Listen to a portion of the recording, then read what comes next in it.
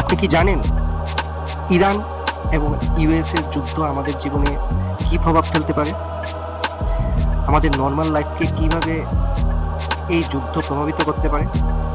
আজকের ভিডিওটা সেটার উপর। আমি প্রসেনজিৎ। আজকে এই ইরান আর আমেরিকার এই যুদ্ধটা নিয়েই আলোচনা করব। অ্যাকচুয়ালি জ্বালানি বলতে আমরা বুঝি তেলকে, আর সেই তেলের মুখ্য ভান্ডার হচ্ছে মিডল ইস্ট এশিয়া।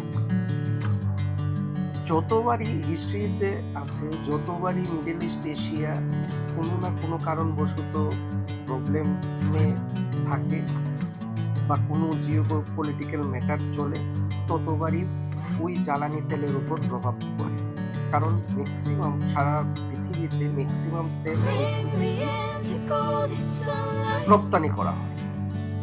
আর ইরানের যে জিওগ্রাফিক্যাল যে লোকেশনটা আছে, স্টেট অফ হরমুজের পাশে, ইরানি স্টেট অফ হরমুজটাকে কন্ট্রোল করে।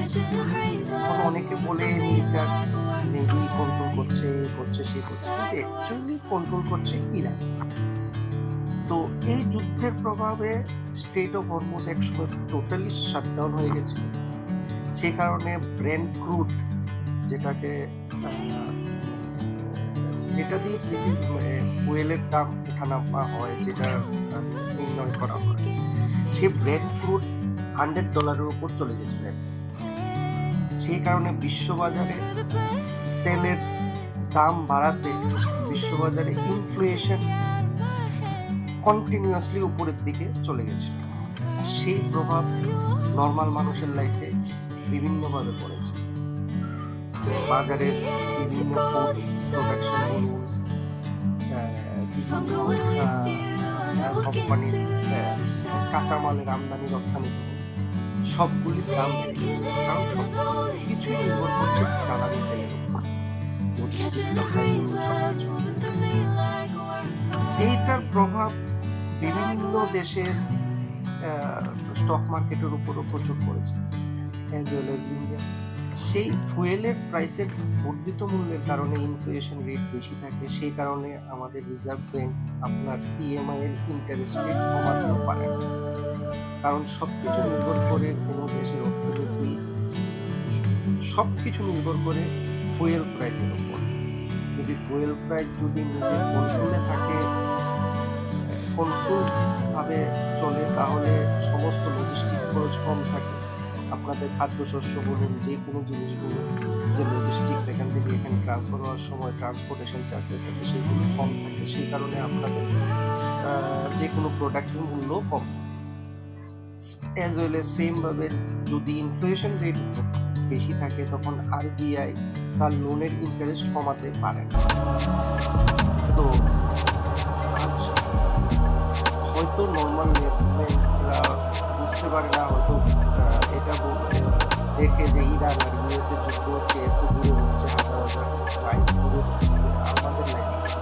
কিন্তু আমাদের লাইফে সারা পৃথিবীতে তার পুরো প্রভাব এখন পড়ছে।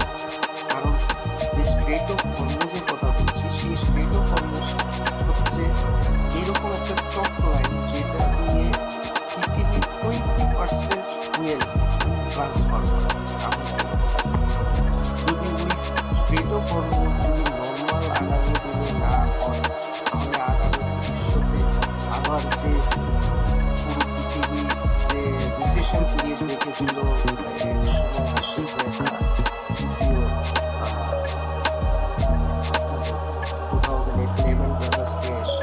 এটা থেকে অনেক বড় কিছু আসতে চলেছে। সেই কারণে আমাদের সতর্ক থাকতে হবে, দেখতে হবে মার্কেটকে। সেই কারণে আমাদের এই ইরান আর ইউএস এর যুদ্ধটাকে ফলো রাখতে হবে যে কি হচ্ছে কি না হচ্ছে সেটার। কারণ সেটার প্রভাব পুরো প্রাইমারিভাবে আমাদের লাইফে আগামী দিনে। তো আজ এই ভিডিওটা এখানে শেষ করলাম। আমাদের চ্যানেল এসআরকে মানি ব্লগ এই জিওপলিটিক্যাল ম্যাটার নিয়ে আলোচনা হবে। কারণ এই জিওপলিটিক্যাল ম্যাটার এর উপরও আমাদের ফাইন্যান্স ইকোনমি নির্ভরশীল পুরোপুরি। তার সঙ্গে জিএসটি, ইনকাম ট্যাক্স এইসব তো